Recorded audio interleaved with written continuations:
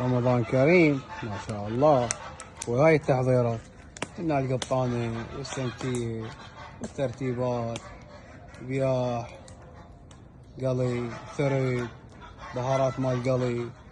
عمي حشو اليوم بيت مو صلصة. هاي ترتيبات هم تتقلى البصل والطماطة. نقول لكم بويا القريب خليه يتفضل، مكانكم فارغ ان شاء الله. في مكانكم فارغ قريب خليه يتفضل. هلا بيكم، حياكم الله.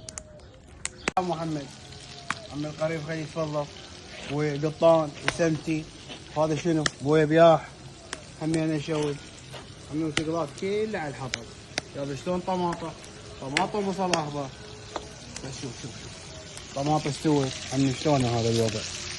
والقران بويا حلقوم عمي هذا على كيف يستوي ما عندنا شيء على هداي.